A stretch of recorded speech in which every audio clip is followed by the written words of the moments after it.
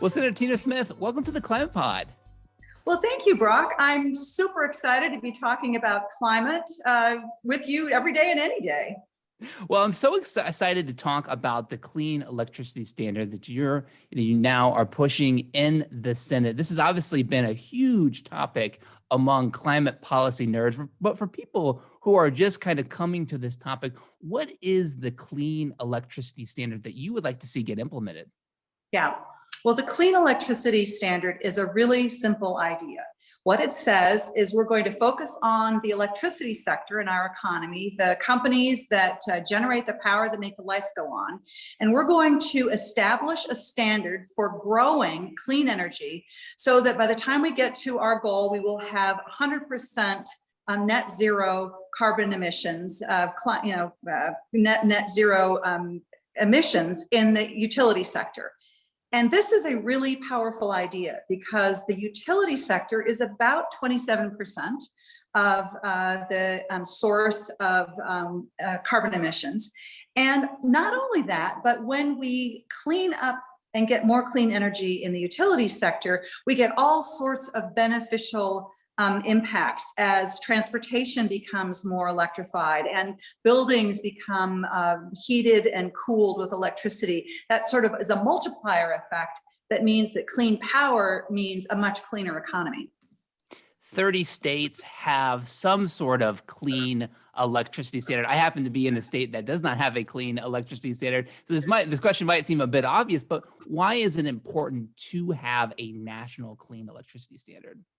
Well, first of all, you're absolutely right. 30 states already have some kind of renewable energy or clean energy standard. 1 in 3 Americans already lives in a place where there's a strong commitment to cleaning up our power sector.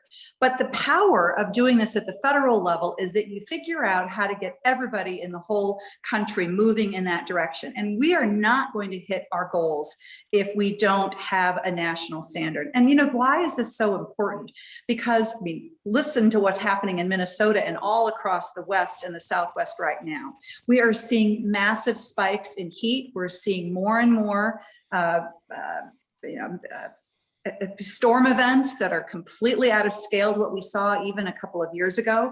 And that's having a real impact on people's health and on their livelihood and on the places that they live. So we can't just sit back and wait for things to kind of happen. We can really be on the forefront with this.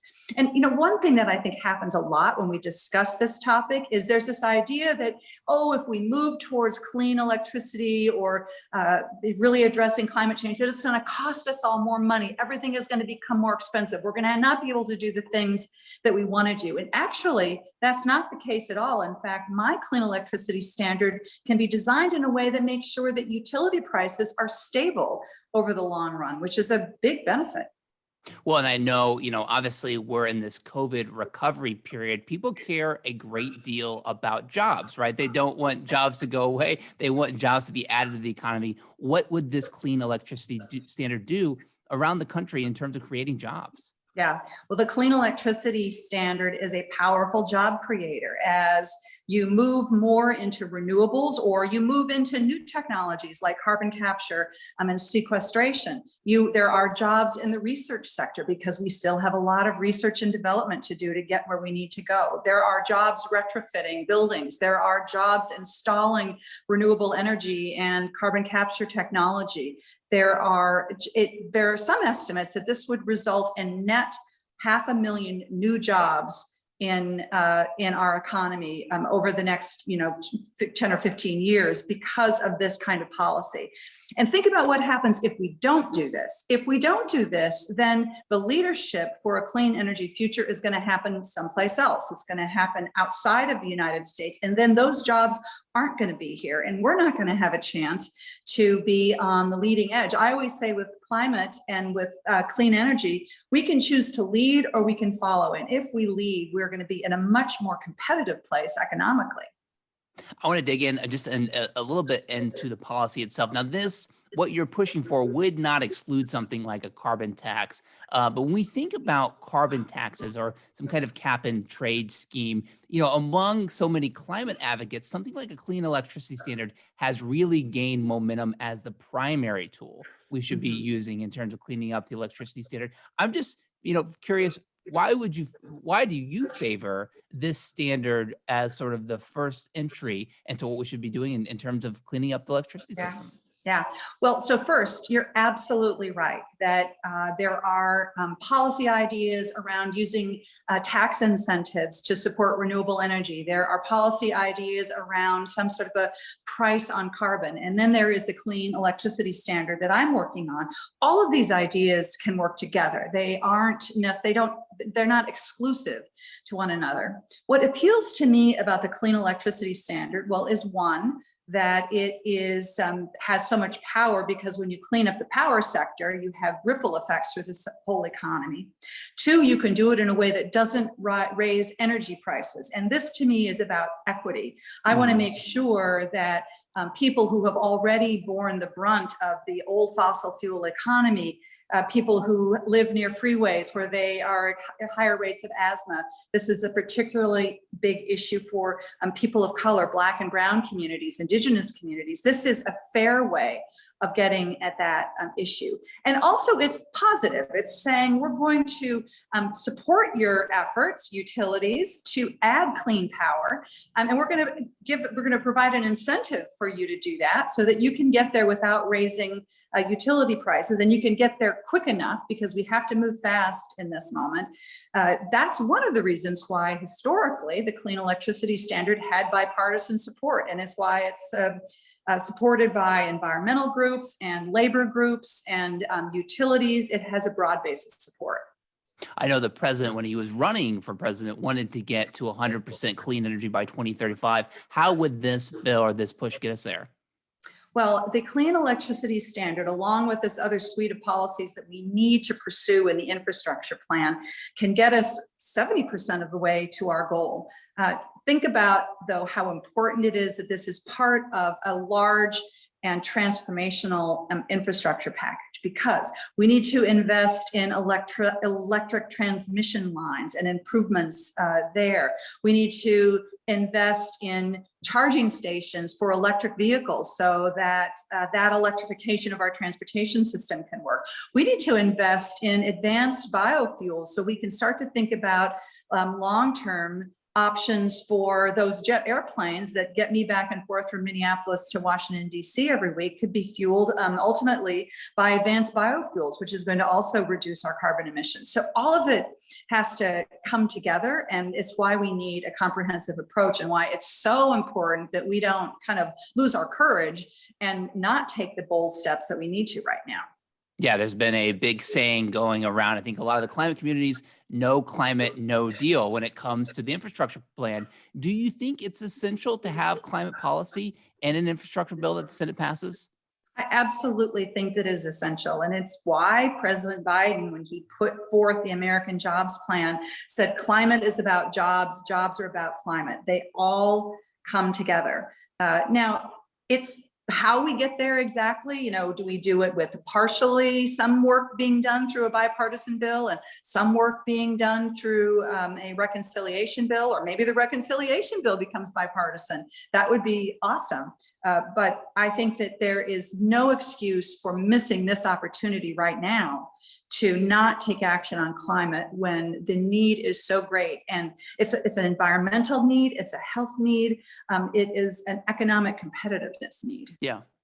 I'm just curious, how would something like a clean electricity standard get passed through budget reconciliation? Yeah, well, it is an incentive-based, investment-based strategy that says to the utilities, as you add clean power generation to your mix, you got to keep the clean power that you already have. As you add that clean power, we're going to provide you with an investment, a payment, an incentive to make sure that your utility rates don't go up and that you're actually making that. So it is very well suited to a reconciliation approach. And for those of you out there who aren't budget nerds like I'm becoming, all that really means with reconciliation is that you are reconciling the federal budget. So the policies that you have in there must be budget related, and the clean electricity standard would be that. So many people that we talk to, and we saw so much movement in the climate community to get the president elected and to get down ballot Democrats elected as well. Climate was such a big driver, especially for young voters. How important do you think a clean electricity standard is in making that Biden climate agenda a success? I think it's just hugely important. And I think of all of those voters who made their voices heard by voting for President Biden, by putting a Democratic Senate in Congress, and by having a Democratic House. And so they are looking to us in this moment to take the steps, to take the action that they know is needed and is necessary. And I've talked to so many young voters who feel so passionately about this, and well, they should, because I mean, it's all of our futures, but it is particularly their future.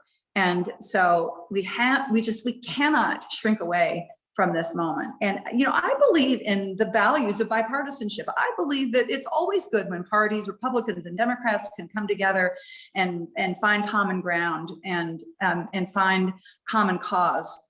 But it's also important to remember that bipartisanship isn't the goal. Bipartisanship is a way of achieving your goal. And if we cannot find Republican support for these ideas, then I think we're going to have to figure out other ways of getting it done. Yeah, I'm curious, you know, sometimes climate policy can seem as it is like a coastal elite ideas, right? We're both Midwesterners, and I'm curious, you know, you talk to voters every day. We talk, certainly on this podcast, talk to quite a few Midwesterners. How do you appeal directly to people in Minnesota or around the country or in the Midwest to these kind of climate policies to make sure they understand how it impacts their daily lives? Well, first, you don't have to tell a small town mayor in Minnesota about the realities of climate change when they are dealing with these huge flooding events that are overwhelming their wastewater treatment systems. You don't have to tell a logger in northern Minnesota that climate change is real when they're dealing with the changing forest health and invasive insects and other species because of the warming temperatures. In fact, you probably know this being a Midwesterner, but our upper Midwest states are experiencing the extreme of climate change more than other places in the country. So people are like, yeah, I get that this is happening. My question is, what can we do about it? And they're looking for policies that are practical, that are going to be fair, policies that are going to create opportunity in rural places in Minnesota. And that for sure is the case with a clean electricity standard, because Minnesota is the land of wind and solar and renewable fuels.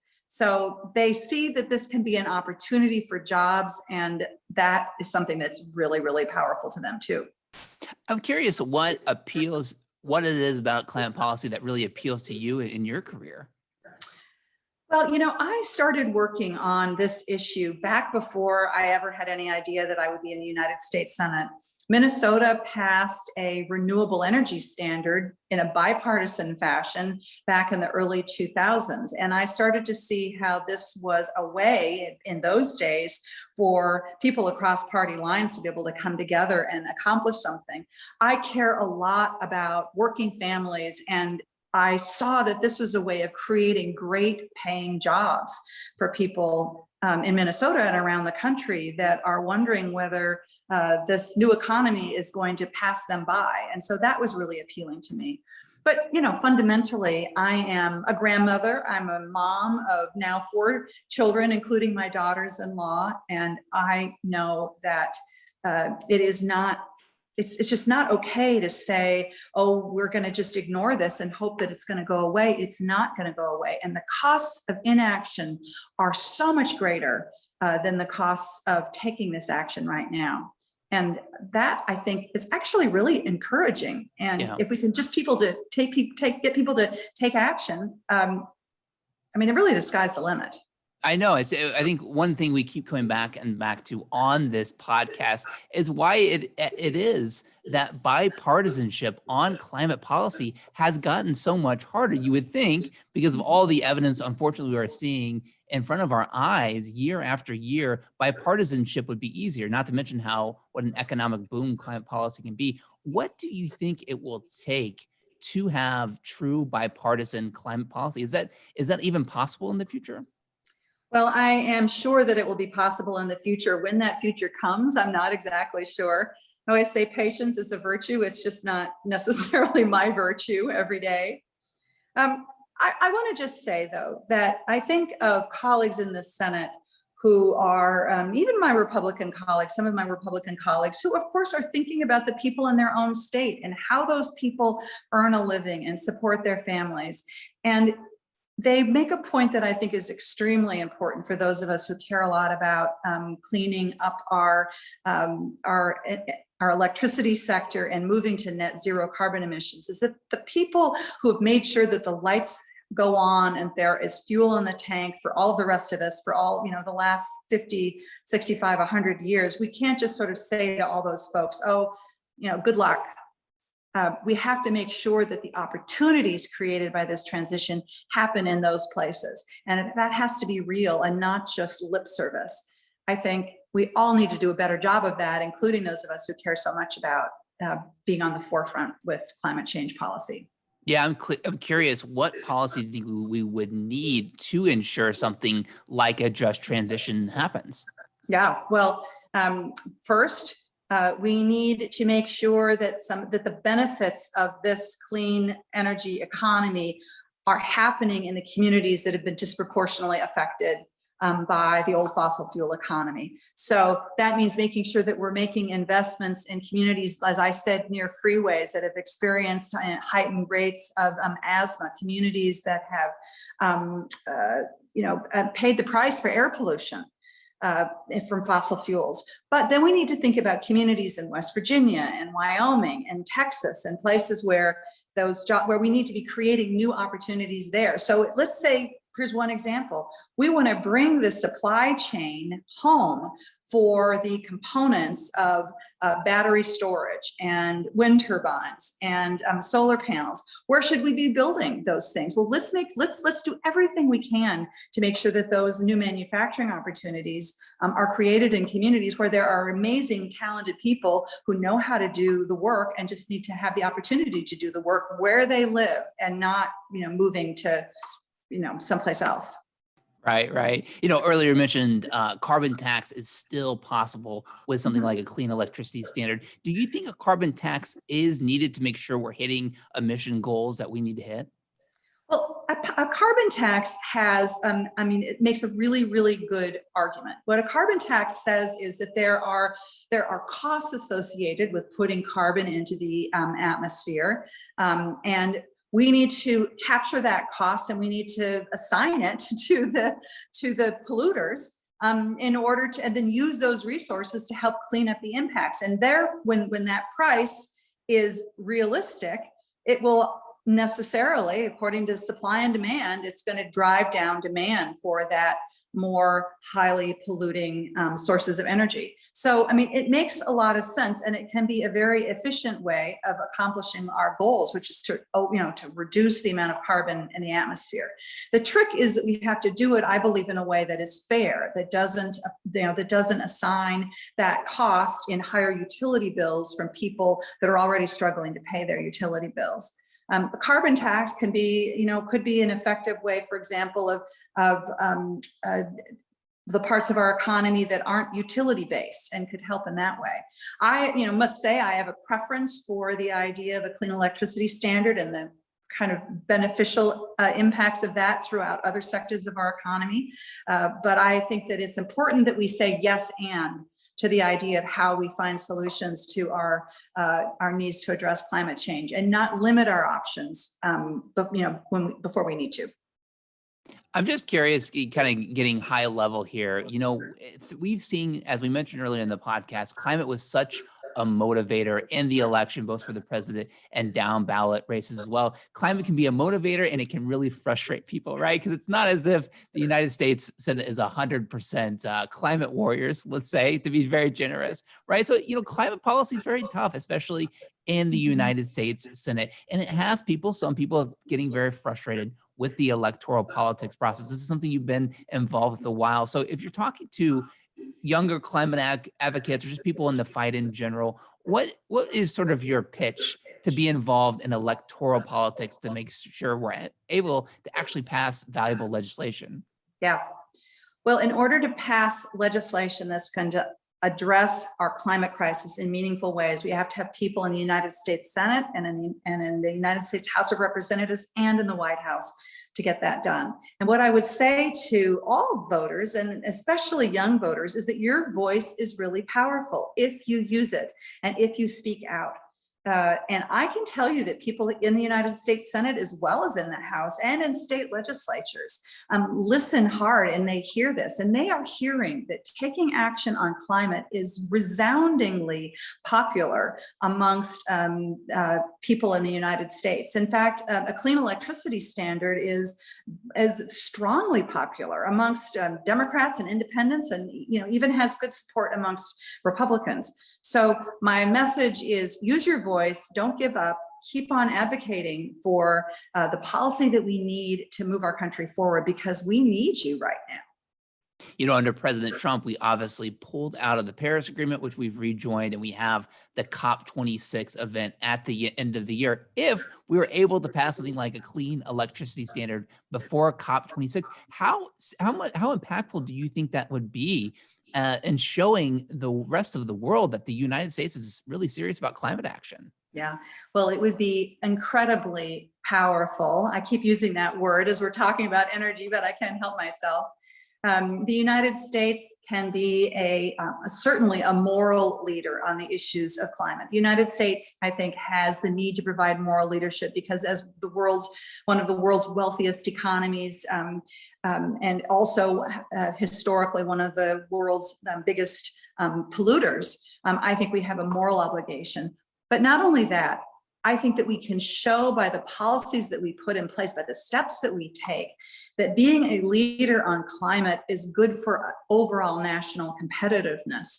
And other countries will see that and say, that's where we want to be. That's the connection that we want to make. Because these are the choices that countries in the global sphere are making. And it's very difficult to say to a country that is just emerging into the 21st century economy that they have to pay a price for not emitting carbon when the United States has failed to live up to our responsibilities for so many years. I think that that's the kind of leadership that is really needed right now. And the last thing I'll say about this, Brock, is that the ingenuity and the innovation that we can unleash in our country by doing the research into hydrogen and carbon capture and battery storage and the next generation of biofuels and the next generation of wind and solar and smart grid, that is tremendously exciting. And I want us to be on the forefront of that innovation. So how would you assess the odds of something like a clean electricity standard actually getting through the Senate? Well, so first, you have to know that I'm an optimist. And so I'm always looking on the bright side of what we can accomplish. I sometimes say that if you're not an optimist, it's pretty hard to work in Congress right now. But I do think that there is a real chance, for all of the reasons that I've explained, that a clean electricity standard means stable prices for power. It means taking sustained and impactful action on climate. It means creating jobs. It means addressing the health challenges that we have. I mean, it's good for all of those things. And that gives me hope that we're going to be able to figure out a way of putting together a coalition to get it done. Well, hey, in terms of putting together that coalition, it doesn't just happen in the United States Senate. So for listeners who can take action, what would you recommend our listeners do to help push for a clean electricity standard? Well, what I would say is, use your voices, use your pens, connect up with your local elected leaders and let them know what you think about this. Connect up with local nonprofits or advocacy groups that are doing advocacy on this right now and figure out what you can do to help at the grassroots level. I believe that all change in this country ultimately comes from the grassroots up. It rarely comes from the top down. And so that's what we need right now, this mobilization of individuals, block by block, neighborhood by neighborhood, state by state, to make sure that this issue doesn't fall off the radar as we move to get some really important legislation passed. That is so wonderfully said. And look, great change Sometimes it comes from Midwesters. So glad that you're That's leading. right. So glad that you're leading on this. Senator Tina Smith, thank you again for joining the Climate Pod. Thanks so much. Great to be with you.